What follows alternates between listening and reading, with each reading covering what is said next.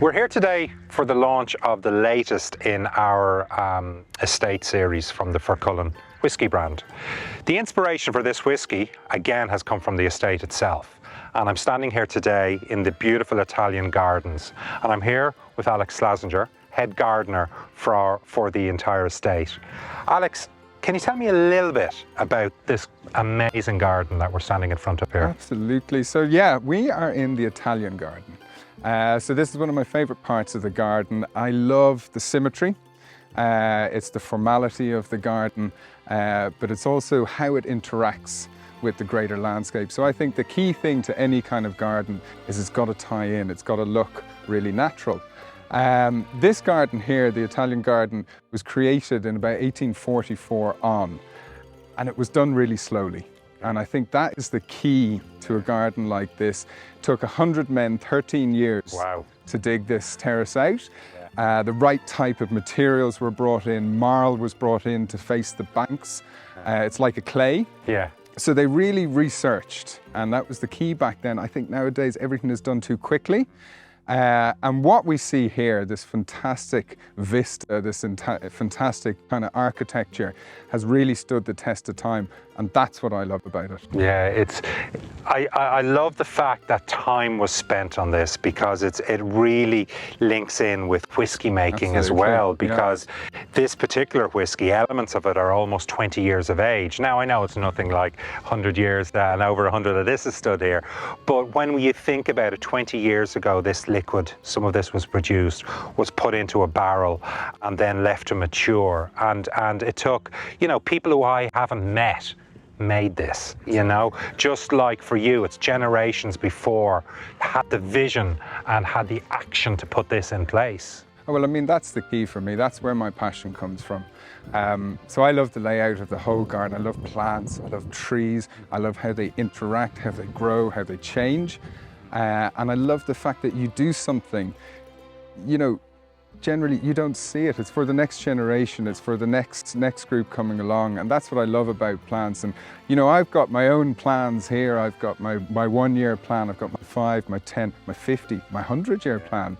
You know, so I really want to leave a legacy for generations to come, something that they can look back and they can say that was put there, but that person never saw it. And you know, I think it's the same similarities with whiskey. What you said about the nurturing of the garden is very similar to the whiskey making process, because when this is in the barrel, it is a living, breathing thing, and you have to keep an eye on it. You have to make sure that it doesn't get maybe too much of a certain influence, that, you know, if there's a very warm summer, much like in the garden, I would imagine if there's a warm summer, there's something different you have to do.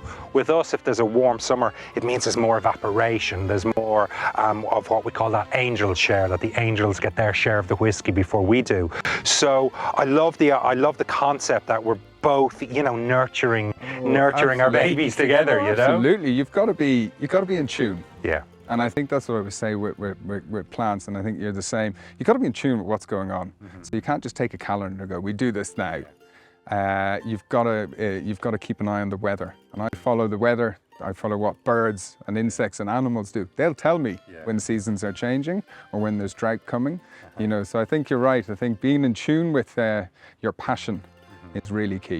But talk to me about, how does the garden change maybe over the seasons? Because I know with whiskey, you know, with maturation, it is this living, breathing thing. So you nurture it, you keep an eye on it, but you almost let it go its own way to a certain degree. It does. Is it similarities with the garden? There's similarities. Now, the Italian garden is interesting when you point that out, because it's very obvious in the rest of the garden, the changing of the seasons, you know, spring flowers, autumn colour.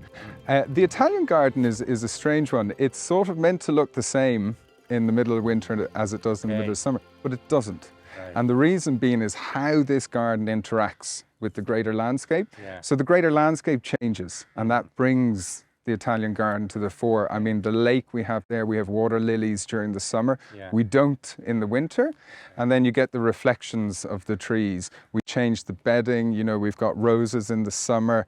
But it's really, it's how nature kind of changes the aspect of the garden. Yeah, it's, again, just from what you said there, it reminds me with whiskey, because I mean, this particular whiskey is a blended whiskey, which means, you know, it's consistency. we want the same flavour through every single bottle, you know.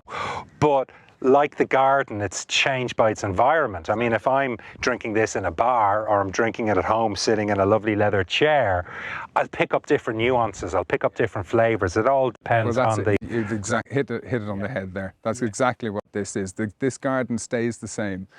It's how the greater landscape and how climate and how the weather changes as well, do you know? Yeah. And can you talk to me a bit about what is an Italian garden? Because with us, for this, we have an Amarone influence in this whiskey. So that was the link to Italy for us. So yes, what is the link to absolutely. Italy for an Italian garden in County So Wicklow? there is a brief to an Italian garden, and it's formality. Okay. You know, it's straight lines. At Powerscourt here, when this garden was created, it was a big, the rage was these formal, big, lavish gardens with massive impact, but also to have them tie in with the surroundings. But basically you've got symmetry. And this is why I love this garden. It's a high maintenance area for us. But when everything looks good, lines are straight, the grass is cut with stripes in it, the topiary. Interestingly enough, the topiary here was meant to be orange trees. Okay. So they took aspects of the Italian garden and they said, look, we can't do that in Ireland. We can't grow orange trees. Wicklow native, I know myself, but it's like, So it was how clever they were to tweak things. So we've got Prunus lusitanica, which is the Portuguese laurel, and that's our lollipop topiary. We've got Taxus baccata. We've got box hedging. But it's just, it's symmetrical. So I love that. Everything on one side, it's the same on the other side. You've got the topiary, which is a big Italian influence, but also then you've got the water. So water is key, and water is key to your business as well. So we've got a water feature, and it runs down to the lake. Brilliant. You know, and I think I don't want to change the design of this garden, but I'm always looking to how can I tweak it. I'd love to put more water in this garden as well. Yeah, and it's the same water that we use when we are, you know, bringing this down to strength, because when this comes out of a barrel, you know, it's coming out at maybe 58% alcohol, and I'm marrying those barrels together, and then I'm adding the exact same water as you have from the aquifer that is underneath us here on the estate. Yeah, you use the same water for your whiskey that I do for my plants. Perhaps we should go down. I suppose one of the other things when it comes to what you do on a daily basis and what I do on a daily basis is the aspect of, you know, we're standing on the shoulders of giants, you know. There are those who've gone before us who've taught us the skills and taught us, you know, those little, that's probably little areas in the garden that, you know, a visitor like I wouldn't know, but you would know that needs a little bit more attention because you've been told that 60 years ago something happened there, and you need to keep an eye on it.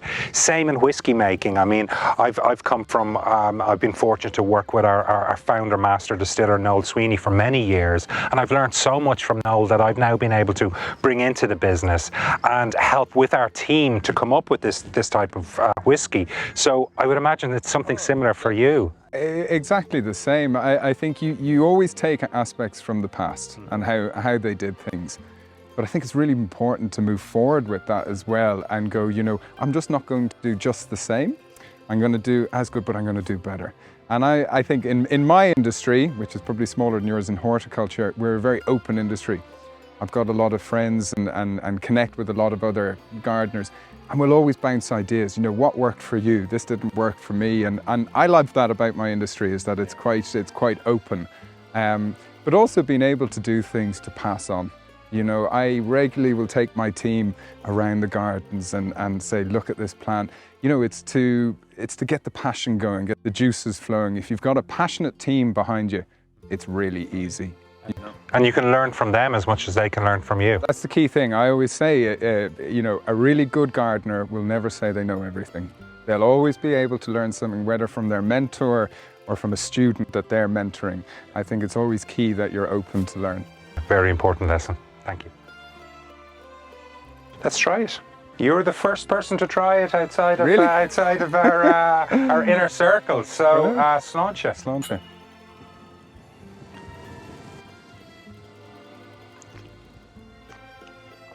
Get used to that. Yeah, what I've tried to achieve with this is that Amarone influence to come through.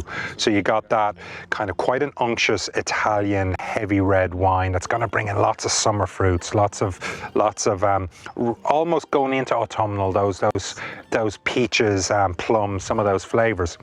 And then you have the sweetness of the grain, the liquid that's made essentially from corn or maize that has matured in ex-bourbon barrels. You're getting vanilla, you're getting cream soda, getting all these types of flavors, and it's getting that combination. Don't let anything, just like your garden, don't let anything overtake. Have it all in perfect harmony. And I could actually listen to you talk about whiskey all day. That was beautiful. Well, we have the rest of the day to enjoy this, so let's do so. Cheers again. Slazenger.